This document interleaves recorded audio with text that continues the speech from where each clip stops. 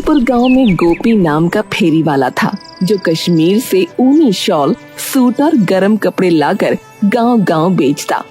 उसकी गठरी हमेशा भारी रहती, मगर जेब में पैसे बहुत कम। घर में उसकी पत्नी लाली बैठी बच्चों की देखभाल कर रही थी। 2 छोटे बच्चे रोहित और सीमा भूख से परेशान थे। दिन भर गांव में घूमते हो, लेकिन इसका क्या फायदा? तुम्हारी आमदनी से घर में ठीक से चूल्हा भी न जल पाता। मैं जानता हूँ लाली, मैं मेहनत पूरी ईमानदारी से करता हूँ, लेकिन कमा नहीं पाता। मुझे पता है, मैं तुम्हारी मजबूरी समझती हूँ। मैं भूखी रह लूंगी, लेकिन बच्चों का क्या? गोपी ने बच्चों की तरफ देखा और उसकी आंख में आंसू आ गए। सही कह रही हो तुम, मुझसे भी बच्चों की ये हालत देखी नहीं जाती। लेकिन तुम चिंता न करो, मैं करता हूँ कुछ। लाली ने सिर हिला दिया। आंसू उसकी आंखों में चमक रहे थे। रोहित ने अपने छोटे हाथों से पेट सहला लिया, जैसे भूख से खुद को समझा रहा हो। गोपी बाहर की दुनिया में मेहनत करता रहा, मगर घर की हालत देखकर उसकी आत्मा बुरी तरह थक गई थी। हे भगवान, तू किस जन्म का बदला ले रहा है मुझसे? मेरे बच्चों को भूखा रख के क्यों मेरी आत्मा को जला रहा है भगवान, क्यों? गोपी को कपड़े बेचकर मुनाफा नहीं हो रहा था, इसलिए उसने तय किया कि अब वो दूसरे गांव जाएगा। वहाँ कुछ अमीर लोग रहते थे जो उसके कश्मीरी कपड़ों को अच्छे दाम पर खरीद सकते थे। वो अमीरपुर गांव पहुंचा।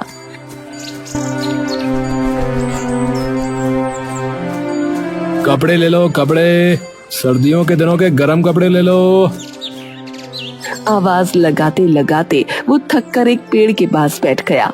यहाँ वहाँ देखने लगा, तभी वहाँ एक आदमी आता है।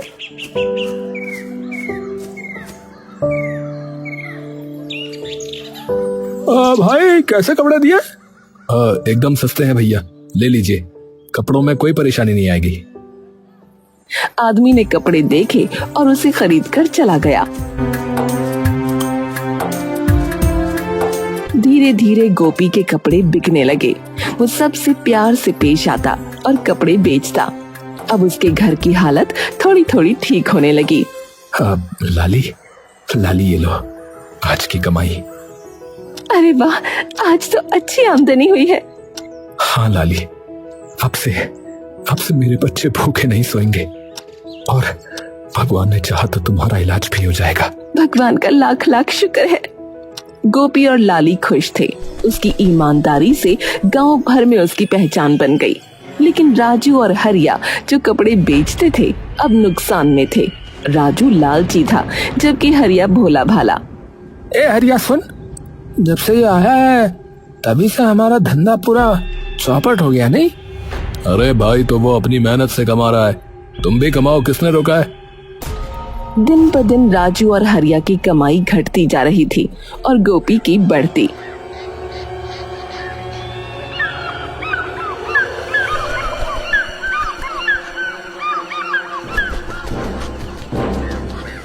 एक दिन राजू और हरिया दोनों गोपी से मिलने उसके पास गए।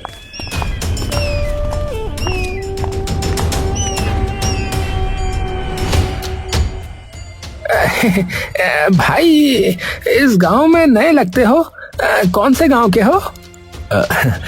जी भाई, पास के ही गांव बीरपुर का रहने वाला हूँ भैया। बढ़िया है भाई, और बताओ कैसा चल रहा है धंधा है? अरे कैसा चल रहा है क्या मतलब है? अरे अच्छा ही चलेगा भाई। है भाई ने तो हमारे धंधे को भी पीछे छोड़ दिया भाई। नहीं भाई, ऐसा कुछ नहीं है, बस भगवान का आशीर्वाद समझ लो। राजू और हरिया की गोपी से दोस्ती हो गई, पर राजू मन ही मन उससे जलने लगा।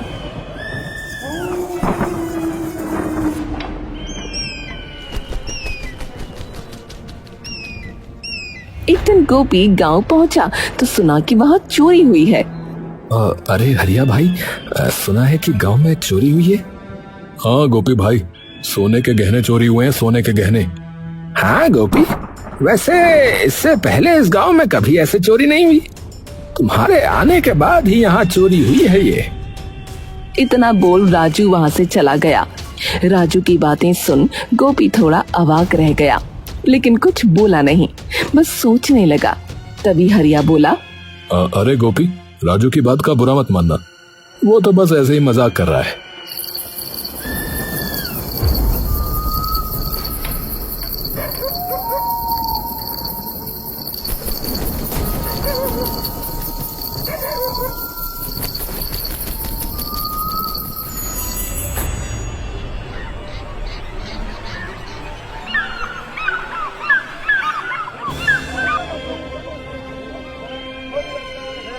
अरे भाई, कल रात फिर चोरी हुई।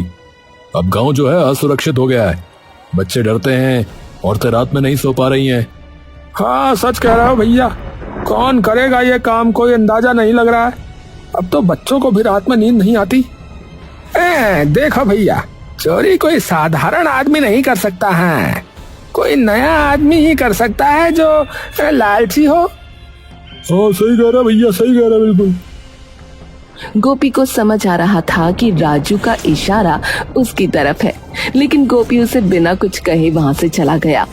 लेकिन इस बार उसने ठान लिया कि आज रात वो पहरा देकर सच्चे चोर को पकड़कर दूध का दूध और पानी का पानी करेगा।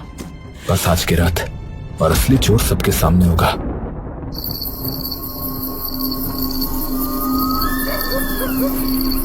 उस रात गोपी घर न जाकर झाड़ियों में छिपा रहा। उसने एक नकाबपोश को गांव की ओर आते देखा। उसने उसका पीछा किया, लेकिन वो अचानक गायब हो गया। तभी पीछे से आवाज आई, चोर चोर चोर, अरे पकड़ो पकड़ो, अरे पकड़ो भैया। गोपी ने पीछे मुड़कर देखा तो कुछ गांव के लोग और राजू चिल्लाते हुए उसके पास आ गए।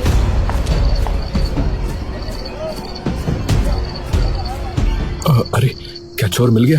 हाँ हाँ भैया, मिल गया। अरे कहाँ है? अरे ये रहा मेरे सामने। अरे ये क्या बोल रहे हो तुम?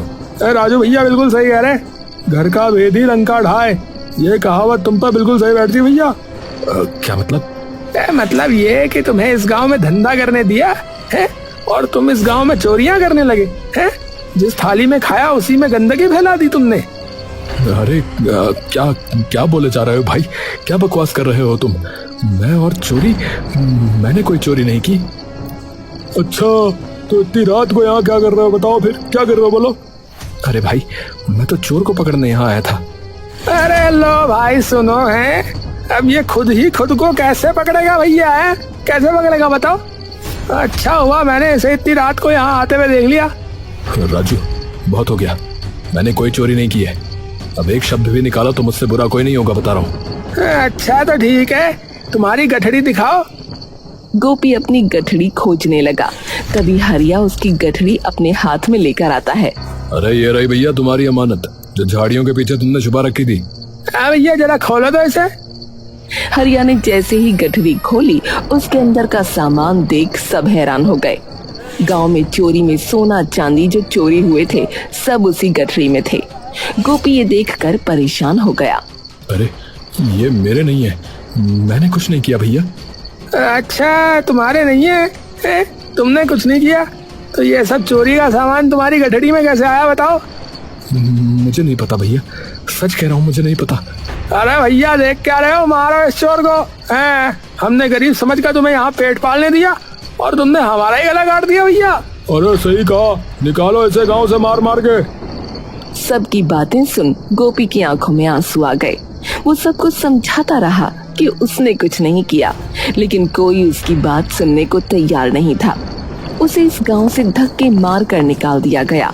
राजू और हरिया आंखों आंखों में इशारा करके खुश हो रहे थे।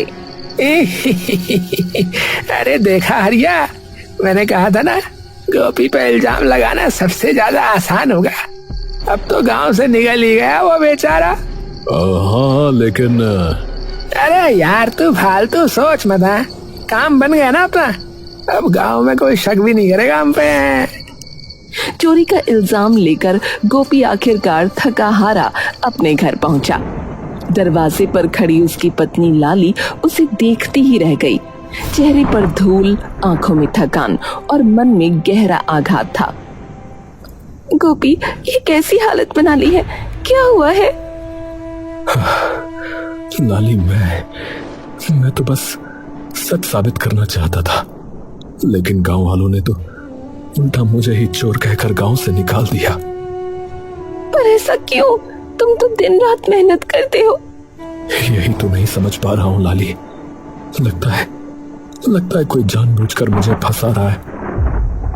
गोपी बच्चों को गले लगाकर टूट चुका था, मगर उनकी मासूमियत ने उसे संभाल लिया। चोरी की चर्चा पूरे गांव में फैल गई।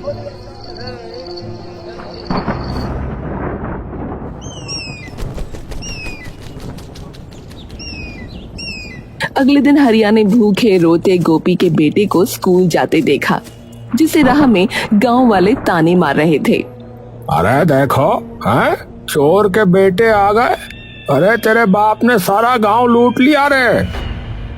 मेरे पापा ने कुछ नहीं किया, वो अच्छे इंसान है, वो चोर नहीं है। ये सुनकर हरिया का मन टूट गया। उसने तुरंत तय किया कि अब और झूठ नहीं छिपाएगा।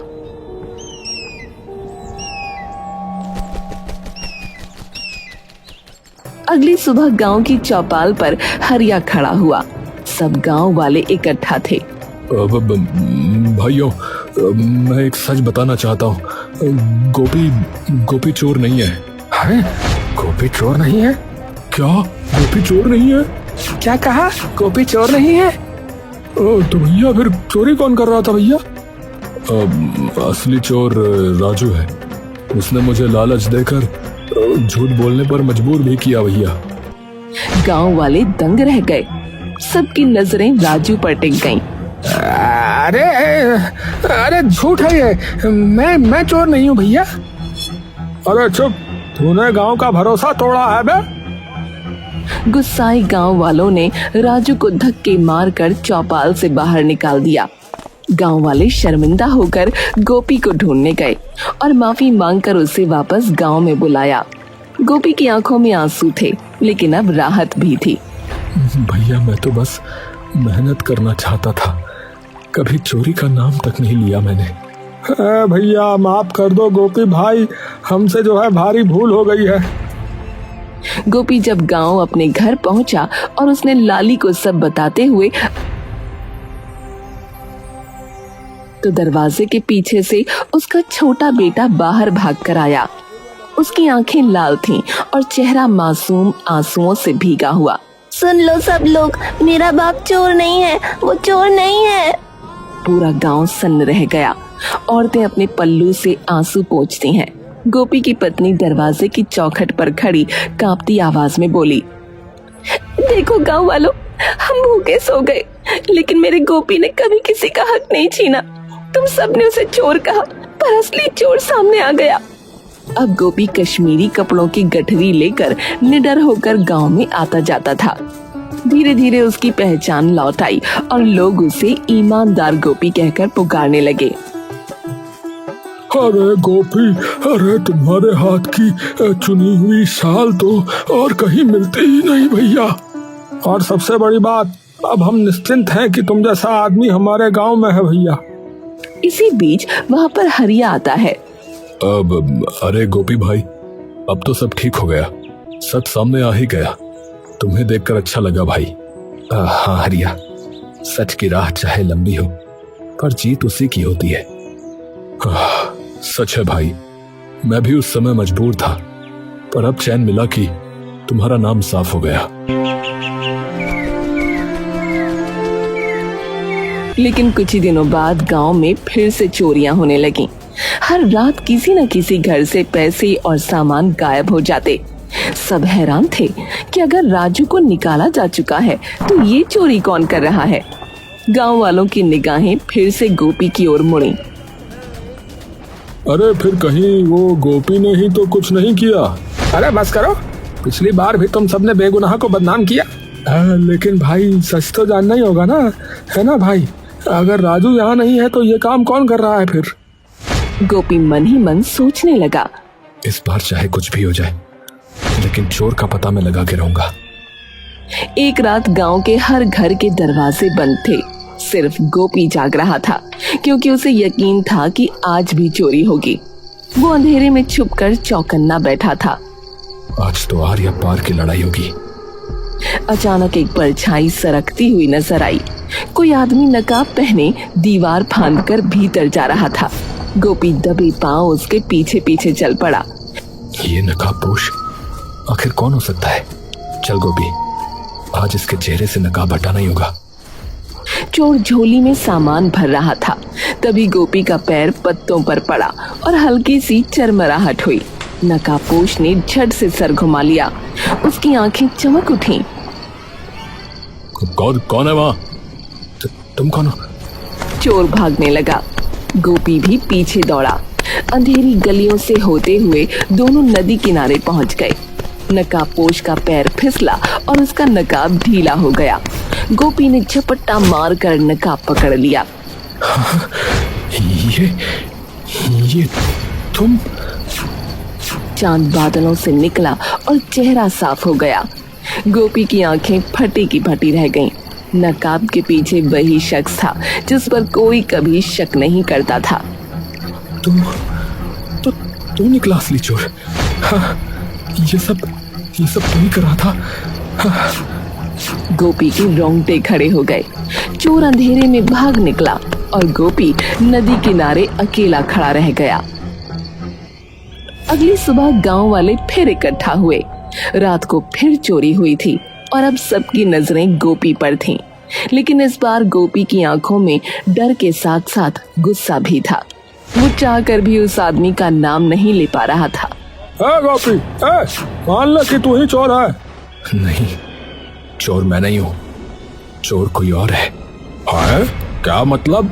आखिर तू कहना क्या चाहता है रे? मैं बस इतना कहना चाहता हूँ कि मैं उसका नाम नहीं ले सकता। भीड़ सन्न रह गई। सबकी आंखें एक दूसरे पर टिक गईं। अब सस्पेंस और गहरा हो चुका था क्योंकि गोपी ने नाम लेने से इनकार कर दिया था। इसका मतलब गोपी तू भी उसके साथ चोरी करता है, इसका मतलब ये है। हाँ तो सही कहा। आखिरकार जिसने हमें दूध पिलाया उसी ने हमें डसा है।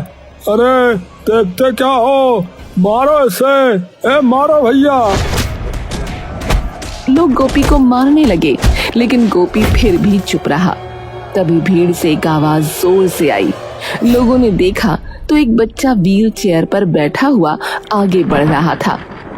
रुको, गोपी चाचा ने कुछ नहीं किया, ये सब मेरे पापा हरिया ने किया है।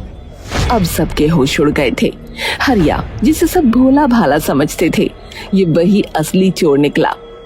मैं सही कह रहा हूँ, गांव में हुए सभी चोरी के पीछे मेरे पापा का हाथ था। गोपी, क्या तुम्हें ये पता था? हाँ। तो तुमने हरिया का नाम क्यों नहीं बताया भैया?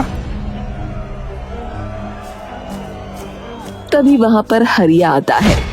हाँ, मैं ही असली चोर हूँ और मैंने ही राजू को फंसाया और अब गोपी को भी फंसाना चाहता था, लेकिन मेरे इस बेटे ने मेरी आंखें खोल दी।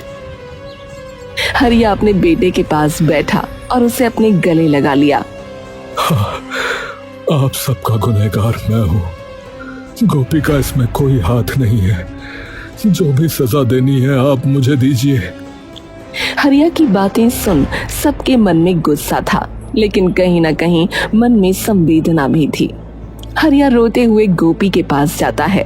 गोपी भाई, मैं तुम्हारा गुनहगार हूँ, तुम जो सजा देना चाहो दे सकते हो भैया। नहीं हरिया, तुम्हारी जगह मैं भी होता तो शायद मैं भी ऐसा ही कुछ करता। माना कि तुम्हारा रास्ता गलत था, लेकिन ये सब तुमने अपने बच्चे के प्यार के लिए किया। गोपी की बातें सुनकर सबकी आंखों में आंसू आ गए। भाइयों, हरिया ने अपनी गलती मान ली है। अब हमारी बारी है। इस बच्चे के इलाज के लिए जितना हो सके हम सब मदद करेंगे। गोपी की बातें सुनकर सबने हाँ में हामी भरी। हरिया सबका प्यार देख भावुक हो गया और उसने गोपी को गले लगा लिया। धन्यवाद मेरे भाई, धन्यवाद। तुम्हारा जैसा अगर कोई दोस्त हो तो वो पत्थर को भी हीरा बना देता है भाई। तुम मेरी दुनिया के पारस हो मेरे भाई, पारस हो।